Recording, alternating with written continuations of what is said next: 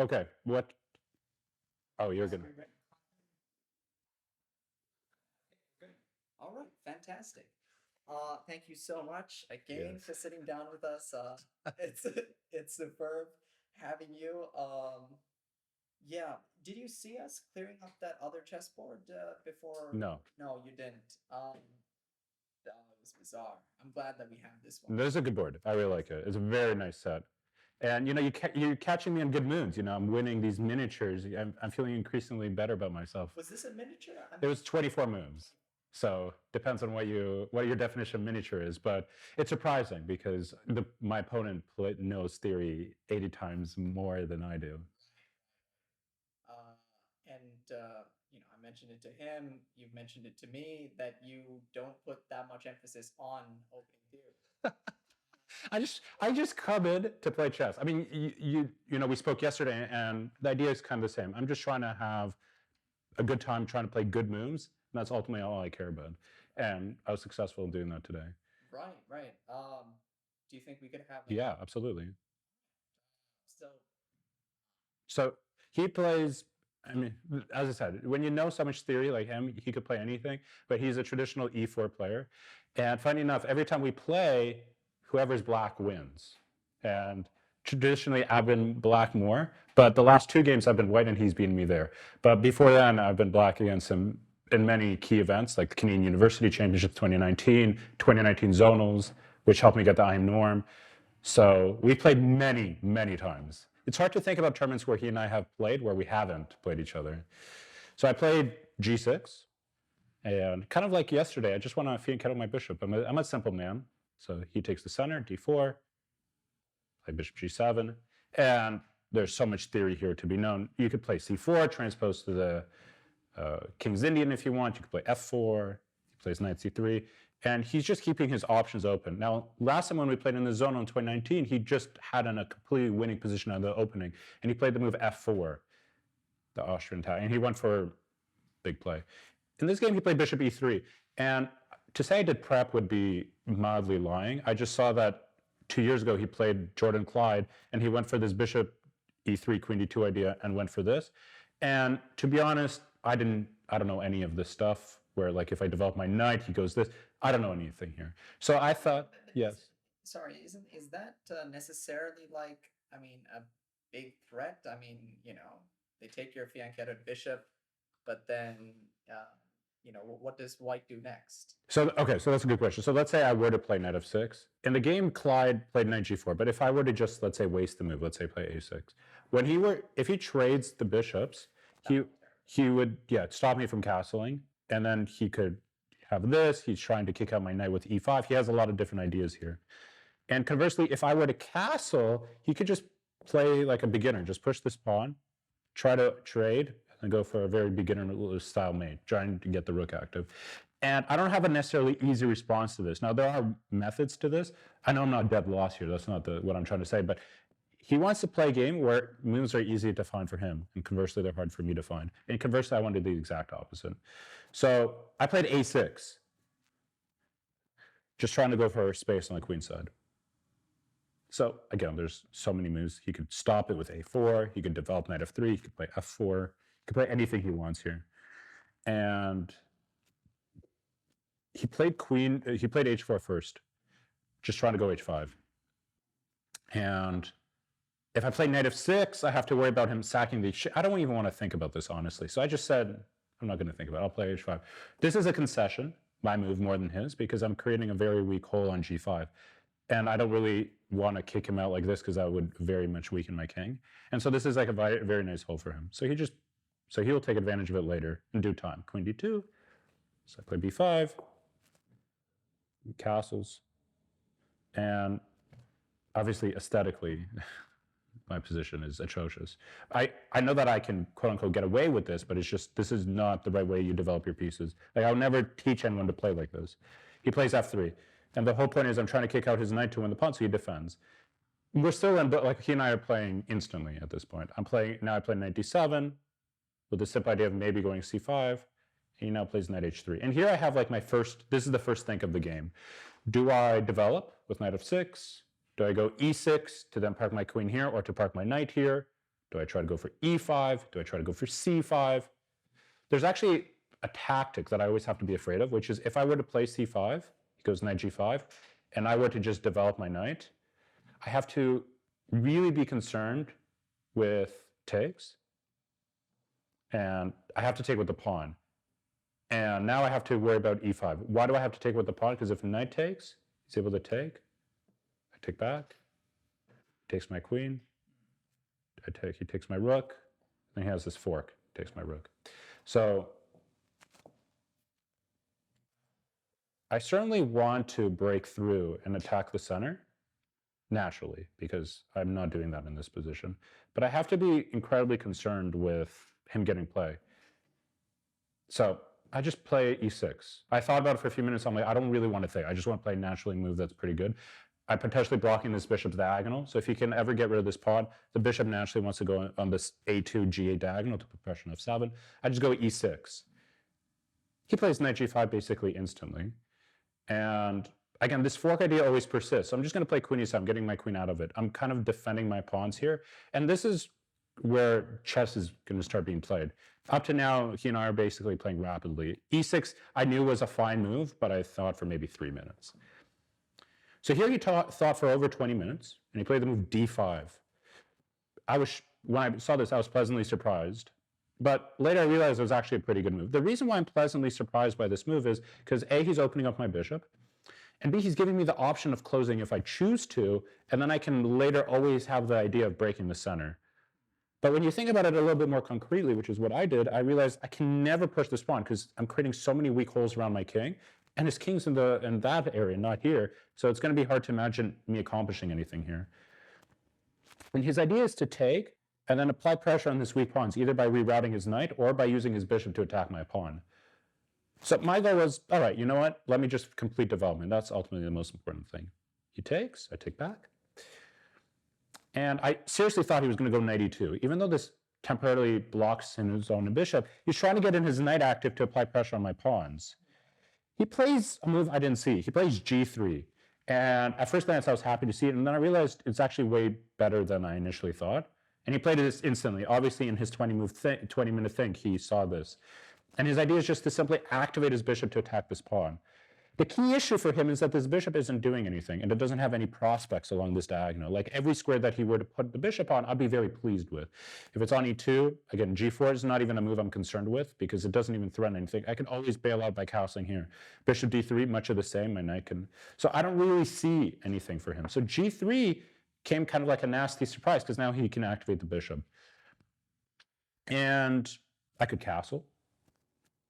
I could play d5, which is my natural response, but obviously I'm opening up the e file. I was thinking about castling kingside, but knight e5 seems like a natural option. And I'm kind of putting the ball in his court, which is if you want to play bishop h3, you have to calculate everything. What's there to calculate? Well, first, I might want to go here.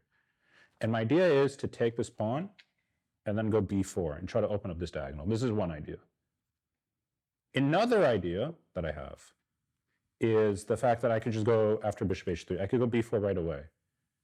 And then he could lose his dark square bishop. And I still have this wide open diagonal. And the most important thing that he has to deal with is the fact that if I really care about defending this pawn, I always have the option of going back. It's an unpleasant looking move, but it turns out bishop h3 is the best move. I doubted that he was going to play this. I mean, I wouldn't have played it if I was in his position on the basis of the fact that black seems to have a lot of counterplay. Now, later it turns out it doesn't work, but it's definitely a move I would be very cautious with playing. He played a move I did not see. He played queen f2. And at first glance, it's a mistake as it opens up pressure for me to apply on his queen on the f-file. But he's trying to maybe potentially get out of any tempos with my knight coming to c4. And his queen and bishop maybe want to do something here. So if I were to castle queenside, his queen has an avenue for coming into the position. So he's basically forcing my hand. I'm castling kingside. One other point I want to make, which is actually kind of curious, is when he played if he were to play bishop h3, I was seriously considering castling, and that if he takes, and let's say he plays just some random pedestrian move, I would go d5, trying to block in this bishop, and then try to bring everything in to attack the king. Now, this is utter nonsense, but in my head, I was like, maybe. So whenever you have all these ideas, in my head, it's always like something must work. Right, so I castled. He played bishop h3, applying pressure on the pawn, and I really don't want to move back. So I played king h8. And this move it has a simple idea of I don't want him to take with check. So that way I can actively respond myself. If I were to try to take advantage of this pin, I would only do so temporarily, as when I take the bishop, I always have to worry about this pawn hanging. Now, this is actually the best move, but I actually like my knight here, applying a lot of pressure on these two squares. So now I have two options always. He takes my pawn with the knight, simply hitting my rook. And now I actually have to counterattack, because if I do moves like rook f7, I'm basically asking to lose, because he would take my bishop, and he would play bishop g5. You know, a lot of people ask me, why are my games always crazy? But they're crazy by force, because if I don't make it crazy in this position, I will just lose. I'm down a pawn, I'm getting squeezed by active pieces, and you know, my king is quite exposed. I haven't not even really begun doing anything on his king. So I play b4, kicking out the knight. And the knight has a lot of, like, at first glance, say, what do you do? Well, if you move the knight, you have nothing defending your king, and I can take, and now I'm lining up with the queen. And if you take my rook, which is what he did in the game, you have to be seriously concerned with me taking the knight. I mean, I didn't in the game, because it turns out his king is actually relatively safe. He's able to bring back the knight, and any discovery I make, he could always take my bishop. And he's up a whole rook. He's up in exchange. So no, you're good. Yeah, 3 minor piece versus 4. So he takes, and takes is actually kind of unpleasant, because it kind of keeps my knight locked in. I cannot move it at the moment, which maybe I would have wanted to, maybe takes or something, because there's always this fork on my king and queen. So I take. And my idea is that if he moves his knight anywhere, I would just take this pawn, and now suddenly all my pieces start coming in. It's important to note that even though I'm speaking with such enthusiasm about this position, I'm down a lot of material. I'm down a rook for a knight and a pawn. Were you enthusiastic in the game itself? Yes, I thought I had a lot of play for this. I thought, if I'm going to lose, I'm going to lose spectacularly, but if I'm going to win, I'm going to win equally spectacularly in this position. And it turns out, as the game unfolded, that he actually has no good response here. I'm already completely dominating him, which, if you told me that in the moment, if someone whispered to me illegally saying, hey, you're winning, I would have been like, no way, dude. Wait, so you're winning in this position? Completely. It's game over. When did you start winning? When he took the rook. Taking the rook was the big mistake. It's kind of a shocking idea, but he has to play knight d5 here, not in the game. He plays knight d5 a move later, and the very important thing is that his knight is always able to A, take my bishop, and B, come back to block my bishop's diagonal. By taking my rook, he's not allowing himself to do anything about this diagonal, which is eventually what causes his demise. Okay, I see. So it's important for him to have pieces to deal with my threats, because my king is now incredibly safe. Even if you give him a few moves to attack me, it's not clear what he does. Whereas for me, I don't even need a move. It's like, go ahead, dude, and I'm just going to bring in my pieces. He plays knight d5, and obviously the finger move response is to take with the knight. But it's much better to take with my bishop, because if I were to take, even though I win a pawn, I'm going to win this pawn later anyway. This bishop is not going to be an active participant in the game. I happily take. Now, I actually thought he might take with the rook, but just to get back material. But when he takes with the pawn, he makes life simple for me. Even if I'm losing, it doesn't really matter for me, because I only have one move in this position, which is knight e4. I'm threatening his queen and threatening the pawn. If he were to grab my knight, and which is actually what I thought he would do in the game, I want to ask him about this later, was he's currently up a pawn and 2 rooks for a queen. So he's up material. And he wants to block this attack. Luckily for me, I'm able to go knight f3, removing the square for his bishop, and trying to bring in my queen for the attack. So I have a lot of ideas for attacking, but I had no idea what was going on in this position. Surely I knew I was going to win this pawn. I didn't think I was losing, but I definitely did not think I was winning here. Whenever I play chess, I'm typically pessimistic about my position, and for good reason. Because a lot of times my ideas are just utter nonsense. But here, you know, I felt vindicated with my play. I played knight f3, and his queen actually doesn't, if he doesn't take my knight, which is what I thought he would do, his queen doesn't have many squares, because either I'm going to take the pawn, forking his queen and rook, or I'm going to take this pawn with tempo, either with the rook or with the knight. So he goes queen g2, which is a pleasant surprise, because again, I just do this instantly, I don't even think. I immediately open up my bishop. I already have ideas of bishop takes b2, queen e5, queen f6, and those are all my only ideas, meaning I don't have to think. When he plays his next move, I will instantly play the next move as well. And his pieces are awkwardly placed over here. His bishop and rook are kind of okay, but this is not it. So he finds this idea of rook d3 to go rook b3. And I play queen e5, and I'm currently just threatening to take. The problem for him is that if he gets greedy and tries to go c3 to try to defend, I'm able to take, potentially. And there's a lot of surrounding threats on his king. Knight takes pawn. If he takes, that removes the defender of this. And if he takes here, he's allowing my queen to come in. His bishop is hanging. So I'm already getting some material equality. And his king is always in jeopardy. His logic was, okay, I'm going to go rook d3. So when Mark goes queen e5, he plays rook b3, trying to defend this pawn. And this is where the game becomes beautiful. And simply speaking, it seems like I could maybe win back some material. Obviously, I could take a pawn or something. I could take this one. But I have this gorgeous move, knight c3, cutting the connection of the rook defending the bishop. And currently, I'm just threatening mate by taking the bishop. If he takes my knight, I will take his bishop. Certainly, he doesn't want to move his king to open territory, as when I take back, I have so many threats surrounding his king. And conversely, if he were to move over to b1, there's a fork on the king and rook, and I can just stop calculating. If he goes here, I could take with the bishop, and then knight d2 will come next.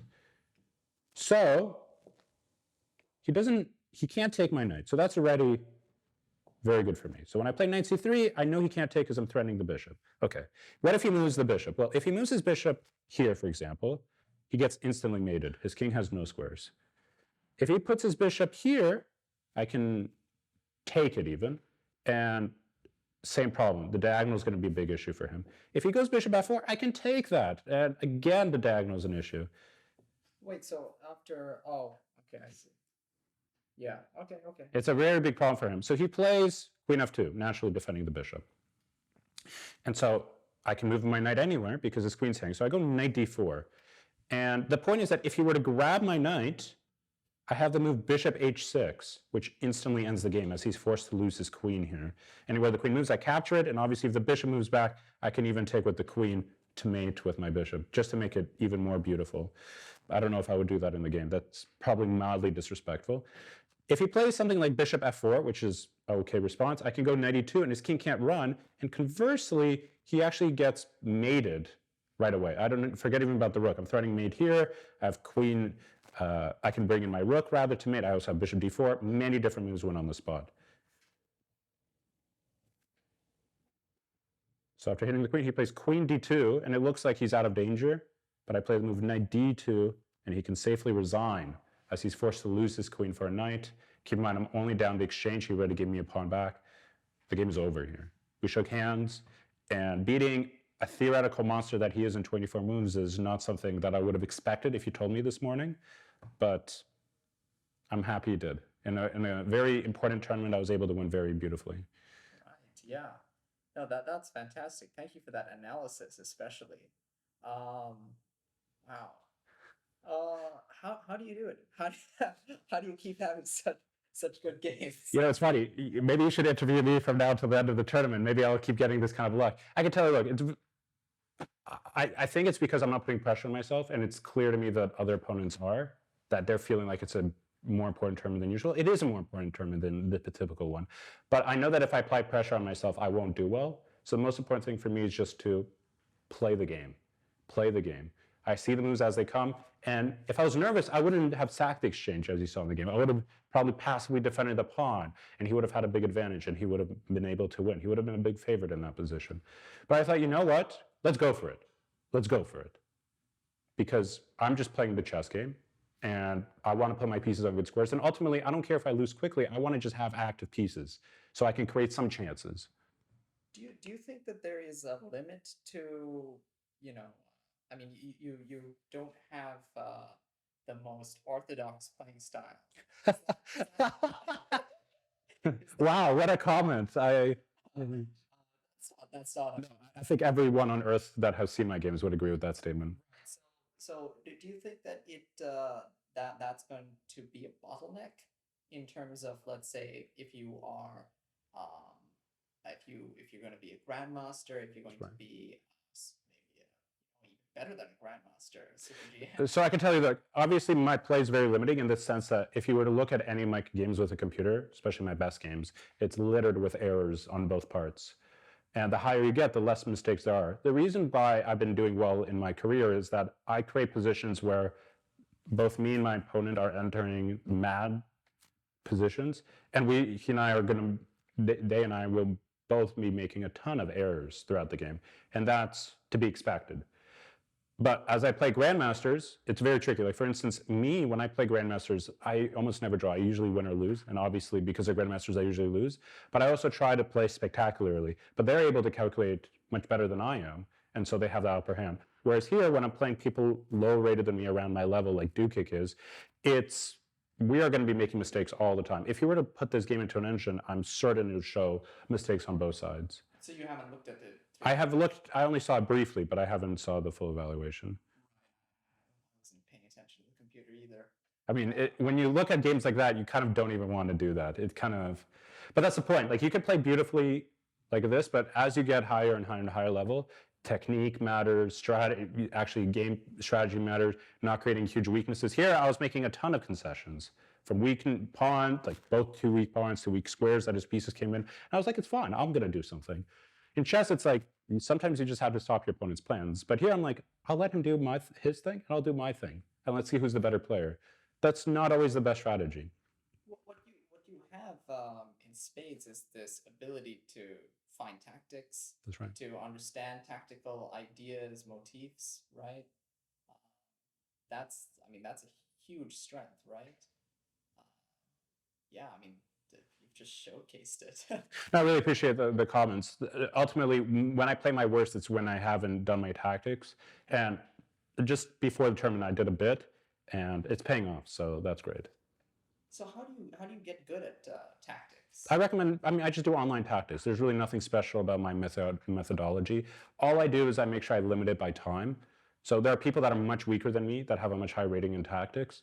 But in a game, I will find way more than they do because I put myself in that game scenario. I'm giving myself 30 seconds tops, and I don't care what my rating is. My goal is to build that intuition. Because obviously in the game, I want to have a bunch of different ideas coming to my head and then considering all of them. So I'm just trying to get that pattern recognition going. So if I make a mistake, I figure out why, and then I move on. Okay, that's very interesting. So there's not a single puzzle you'll see me do in the last year where I've taken over 2 minutes. But whereas if you ask players of my level, of my caliber, there'll be almost no tactics where they take less than 2 minutes. A lot of people try to figure out the true essence of positions, and they will go deep with an engine. For me, I know I'm not that level, and that's not where I need to improve on, I believe. That's very interesting. In terms of your mental, like, I know we spoke a little bit about it yesterday, but do you think your mental is very strong? I think it helps the fact that there's not a lot of pressure on myself compared to other tournaments. Like I used to play in the Canadian Youth Chess Championships, and I always did very bad for my rating because there's a lot of pressure I put on myself. It wasn't even my father or external pressure, it was just me putting on myself a large expectation. Here, there's no expectation to be had. I'm 11th by rating, and I also lost to someone lower rated than me. So there's no expectation. I just want to play good chess. And I came into that tournament with that thought. It wasn't like, okay, let me shock the world and get 10 out of 10. That wasn't the thought. I was just like, let's play good chess. Let's see where it goes. Dukic did say something quite similar in that respect. About me or about himself? Good chess, playing good games, just wants to have good games. Yeah. And when you do that, it's like an infinite loop. You play good chess, you're more motivated the next round to play even better.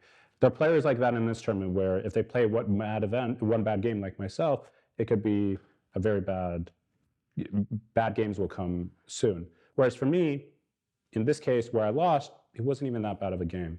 So I wasn't that depressed. But if I were to have bad games in a row, that's where bad things happen for me. Right. So have your objectives changed for the tournament? Absolutely not. I am just trying to play game by game. I know that I'm close to the leaderboard, but again, my goal is just to play good moves, and we'll see how it goes. Halfway through the tournament, if someone told me I would have had 4 out of 5, I wouldn't have believed them. But I've only been playing people lower rated than me, so we'll see how I do in the next round, because I'm certain that this is where it becomes even more challenging. Right. Yeah, it's a real sportsman's mentality. You know, just game by game. That's right. Okay, thank you so much. No, thanks again for having me. I really appreciate it. You can have me every single round. If I have wins like this, I'm happy to keep going. If you lose, no, don't even talk to you. all right, thank you so much. Before you actually peace out, can I just get you to say your name in front of the camera? Mark, yes, of course, Mark Plotkin. Thank you.